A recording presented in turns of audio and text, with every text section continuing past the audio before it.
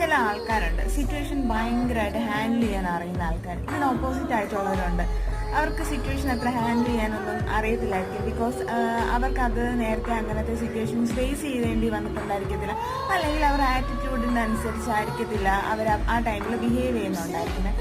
പിന്നെ ഒരു ടൈമിൽ ആൾക്കാരൊക്കെ നമ്മളെ ഭയങ്കരമായിട്ട് കുറ്റപ്പെടുത്തും. നീ അങ്ങനെ ചെയ്തിട്ടുണ്ടായിരുന്നെങ്കിൽ നിനക്ക് ഇന്ന് ഇത് വരില്ലായിരുന്നല്ലോ, നിനക്ക് ഇപ്പം ഇങ്ങനത്തെ ഒരു വിഷമം ഫേസ് ചെയ്യേണ്ടി വരില്ലായിരുന്നു എന്നൊക്കെ പലരും നമ്മളുടെ ചുറ്റിനും നിന്ന് പറയുന്നത് കാണാറുണ്ട്.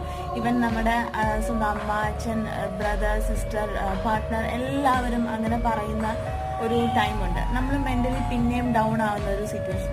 പക്ഷെ നമ്മളൊന്ന് ആലോചിച്ച് നോക്കുക, നമ്മുടെ ഡിസിഷൻ എന്താണ്, നമുക്ക് എന്താണ് ലൈഫിൽ വേണ്ടതെന്ന് എന്ന് നമുക്ക് കൃത്യമായിട്ട് അറിയാം. ഒരിക്കലും അവരാരും ആയിരിക്കത്തില്ല ആ സിറ്റുവേഷനിൽ ബാക്കി കണ്ടിന്യൂ ചെയ്യേണ്ടി വരുന്നത്. സോ മറ്റുള്ളവരുടെ ഒപ്പീനിയൻസ് കേൾക്കാണ്ടിരിക്കാൻ നമുക്ക് ബെറ്റർ ആയിട്ടുള്ളത് ചെയ്യുക.